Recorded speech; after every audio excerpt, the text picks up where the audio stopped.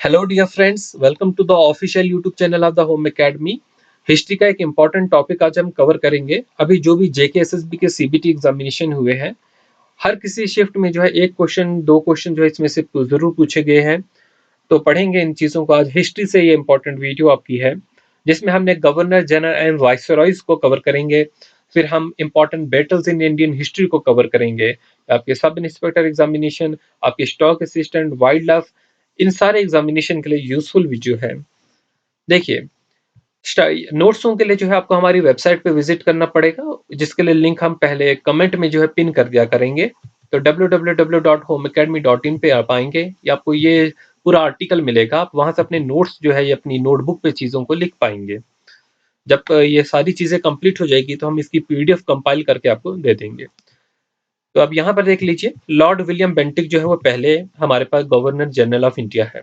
तो आपके पास डायरेक्टली सीधा सीधा क्वेश्चन आता है, who was the first governor general of India, और चार ऑप्शन दिए जाते हैं। तो जब गवर्नर जनरल ऑफ इंडिया के बारे में पूछेगा तो वो लॉर्ड विलियम बेंटिक होंगे। इससे पहले जो है गवर्नर जनरल ऑफ बंगाल हुआ करते थे। फिर गवर्नर जनरल ऑफ बंगाल का नाम चेंज कर करके गवर्नर जनरल ऑफ इंडिया कर दिया गया। फिर आप जानते हैं कि रिवोल्ट के बाद वाइसराय ऑफ इंडिया हुआ करते थे। तो लॉर्ड विलियम बेंटिक के कुछ इंपॉर्टेंट पॉइंट्स देख लेते हैं कि इन्होंने जो है अपने जो भी इनका टाइम था उस टाइम इन्होंने क्या क्या ऐसे काम किए जिसकी वजह से इनको जो है वो जाना जाता है। तो स्टार्ट करते हैं लॉर्ड विलियम बेंटिक के बारे में। सबसे पहले ये बात रखेंगे याद कि he was the first governor general of India. ये मोस्ट लिबरल थे। सारे गवर्नर जनरल जो भी थे, उन सारों में से जो है ये लिबरल माने जानते थे। Regarded as a father of the modern and western education in India, एक बहुत ही इंपॉर्टेंट पॉइंट है। जो भी मैं पॉइंट्स को रेड में किया हुआ हूँ, बोल्ड किया हुआ हूँ, ये सारे एग्जामिनेशन में पूछे जाने वाले पॉइंट्स हैं। तो लॉर्ड विलियम बेंटिक को कहा जाता है father of the modern western education in India. इन्होंने जो है कुछ ऐसे भी काम किए जिसकी वजह से इनको जाना जाता है, जैसे कि abolition of Sati in 1829। Sati practice को, वो जो भी कोई क्रूअल राइट्स थे उन्हें जो है इन्होंने जो है वो अबॉलिश करने की कोशिश की थी। सुप्रेशन ऑफ ठगी 1830 में। अब ये ठगी की स्पेलिंग आपको कहीं पर THUGGE मिलती है। ठीक है, तो ये भी क्वेश्चन आ जाता है कि जो सुप्रेशन ऑफ ठगी थी ये लॉर्ड विलियम बेंटिक के टाइम में हुई थी, और इसको कर्ब करने वाले जो थे वो कर्नल जो थे सलीमान थे। ये भी नाम याद रखेंगे। इन्होंने एक और इम्पोर्टेंट काम किया था, वो ये था कि इन्होंने चार्टर एक्ट ऑफ 1833 जो है वो पास किया था। अब चार्टर एक्ट ऑफ जो है 33 में जो है क्या बात की गई थी ऐसी। तो चार्टर एक्ट ऑफ 1833 जो है इन्हीं के टाइम में पास हुआ था। उस टाइम जो थे ये गवर्नर जनरल बंगाल हुए थे। और फिर जब चार्टर एक्ट पास हुआ था तो ये पहले गवर्नर जनरल ऑफ इंडिया बने थे, लॉर्ड विलियम बेंटिक। इसमें इस एक्ट के थ्रू जो है एंड हुआ था कंपनीज की ट्रेड मोनोपोली का। जो ईस्ट इंडिया कंपनी थी उसकी जो ट्रेड मोनोपोली चल रही थी वो टी में थी। ठीक है, जैसे कि वो टी में जो चाय है उसकी जो ट्रेड मोनोपोली थी। ठीक है, चाइना के साथ जो वो ट्रेड कर रहे थे इसमें उसको एंड कर दिया गया था। Company was asked to close its business at the earliest. Company को कहा गया था कि अपना बिजनेस जो है वो क्लोज करेंगे। और जो गवर्नर जनरल ऑफ बंगाल थे उनको गवर्नर जनरल ऑफ इंडिया बना दिया गया था। और जो गवर्नमेंट ऑफ बॉम्बे थी, मद्रास थी, उनकी उनको जो है उनकी लेजिस्लेटिव पावर जो है वो छीन ली गई थी। एक फोर्थ मेंबर जो है वो ऐड कर दिया गया था जो कि लॉ मेंबर था। काउंसिल ऑफ गवर्नर में जो है उसे ऐड कर दिया गया था। और जो गवर्नमेंट सर्विसेज थी उसे ओपन कर दिया गया था, सारी जनरल पब्लिक के लिए जो है वो ओपन कर दिया गया था। उसके रिलीजन, उसके प्लेस ऑफ बर्थ, डिसेंट और कलर को नहीं देखा जा रहा था गवर्नमेंट सर्विस को प्रोवाइड करने के लिए। ठीक है, तो ये इनके वक्त में काम हुए थे। Deposition of Raja Mysore and annexation of his territory, तो ये काम भी जो है इन्हीं के टाइम में हुआ था। ठीक है, तो एनेक्स कर लिया था मैसूर को। अच्छा, ये भी क्वेश्चन आ सकता है कि मैसूर को कब एनेक्स किया था। तो 1831 में किया था। कूर्ग को 1834 में किया था। सेंटर चाचर को 1834 में किया था। तो ये सारे पॉइंट्स याद रखेंगे आप। फिर हमारे पास जो है अगला पॉइंट है कि इन्हीं के टाइम में जो है फर्स्ट मेडिकल कॉलेज जो है वो ओपन किया गया था कलकत्ते में। क्या किया गया था? फर्स्ट मेडिकल कॉलेज जो है वो कलकत्ते में जो है वो ओपन किया था। 1835 में जो है पहला मेडिकल कॉलेज जो है वो कलकत्ते में एस्टेब्लिश किया गया था, ओपन किया था। फिर ट्रीटी ऑफ फ्रेंडशिप जो है वो इन्होंने साइन की थी रंजीत सिंह के साथ 1831 में। तो 1831 में जो है ट्रीटी ऑफ जो है वो जो है फ्रेंडशिप जो है वो साइन की गई थी। क्वेश्चन आएगा कि ट्रीटी ऑफ फ्रेंडशिप किस किस ने जो है वो साइन की थी? तो याद रखेंगे रंजीत सिंह, और जो महाराजा रंजीत सिंह के साथ जो थे लॉर्ड विलियम बेंटिक थे। फिर इन्होंने जो है याद रखेंगे एनेक्स किया था किस किसको? कूर्ग स्टेट को, सेंट्रल चार्चर को। 1831 में जो है वो सेंट्रल चार्चर को जो है वो इन्होंने एनेक्स किया था अपने साथ, अपनी उस किंगडम में मिलाया था। फिर कूर्ग को जो है 1834 में किया हुआ था।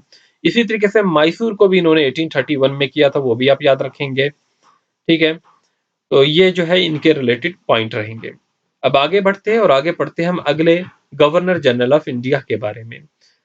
फिर से एक इंपॉर्टेंट आते हैं सर चार्ल्स मेल्टकाल्फी। इनके बारे में जो है आपने प्रेस याद रखना है कि इन्होंने प्रेस में काम किया था, कि प्रेस को जो है लिबरेट करने में जो है वो काम इनका था। तो ये काफी इंपॉर्टेंट बात है कि प्रेस को जो है इन्होंने लिबरेट कर दिया था।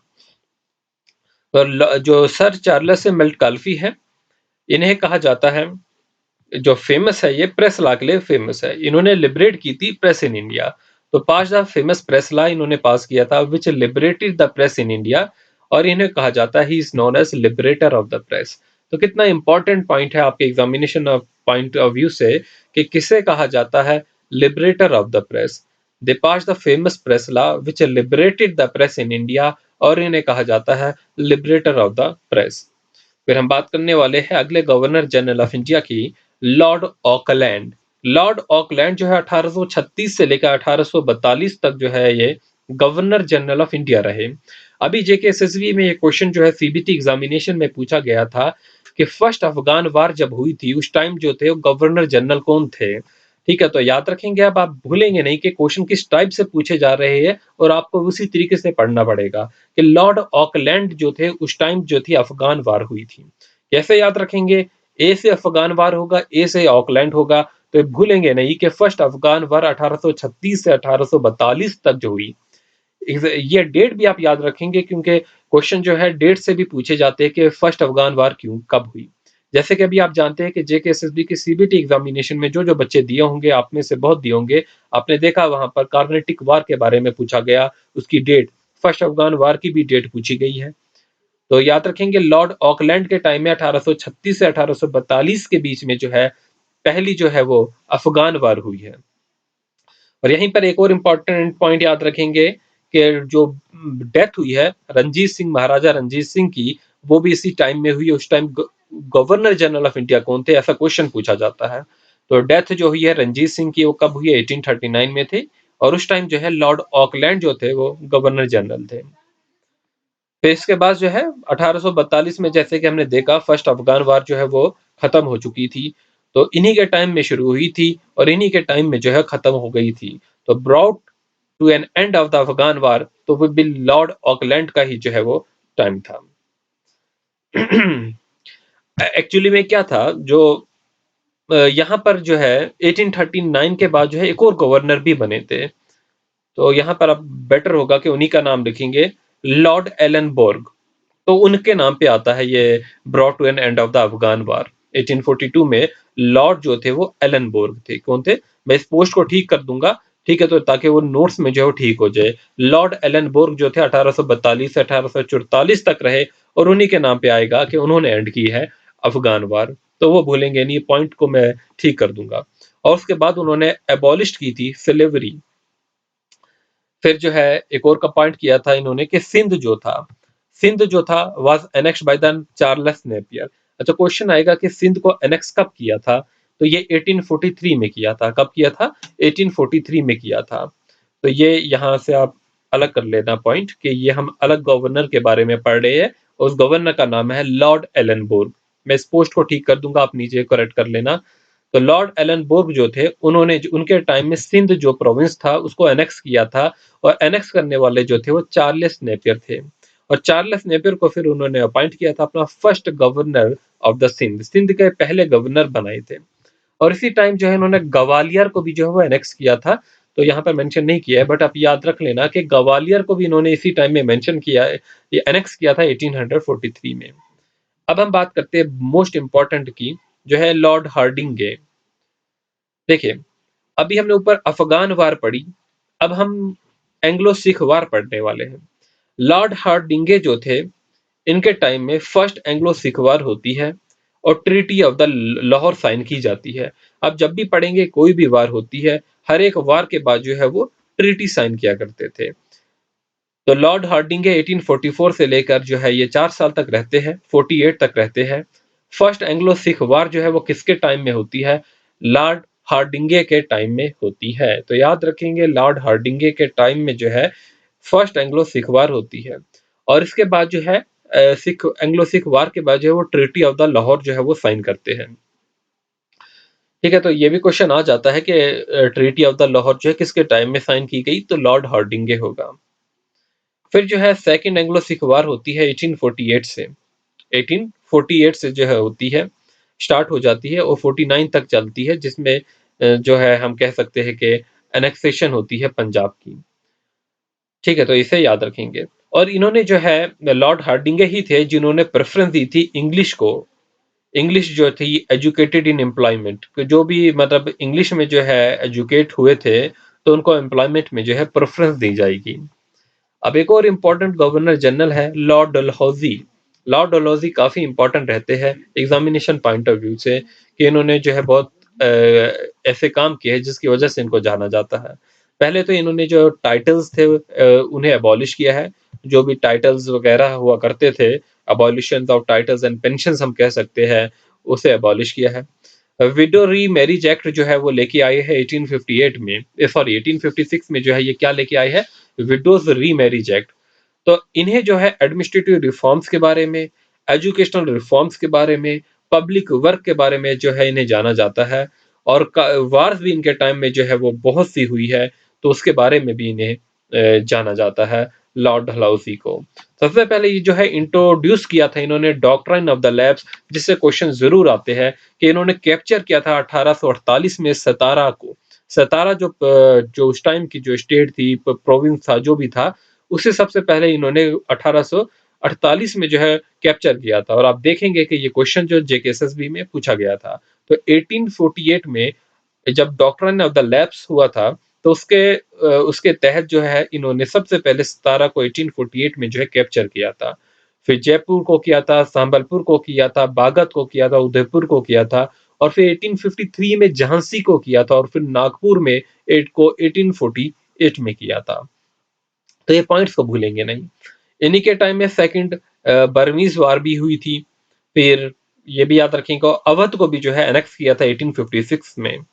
तो यहाँ पर इसमें कुछ और अच्छे रिफॉर्म्स भी इन्होंने लेके आए थे। वुड्स एजुकेशनल डिस्पैच 1854 में लेके आए थे। ठीक है, तो ये काफी इंपॉर्टेंट था, woods educational dispatch.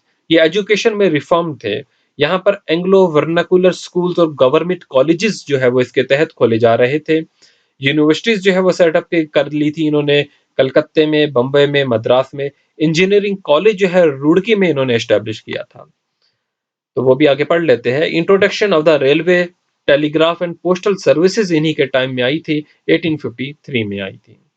Establishment of the separate public work department in every province. Separate public work department हर एक प्रोविंस में जो है इन्हीं के टाइम में एस्टेब्लिश किए गए थे। तो लॉर्ड डलहौजी ने जो है बहुत अच्छे काम भी किए हैं, एडमिनिस्ट्रेटिव रिफॉर्म्स किए थे, एजुकेशनल रिफॉर्म्स किए थे, पब्लिक वर्क जो है इन्होंने बहुत किया। आपने देखा कि इन्हीं के टाइम में रेलवे लाइन आती है, जो सबसे पहले बॉम्बे और थेने को जो है वो कनेक्ट करती, इन दो शहरों को कनेक्ट करती थी।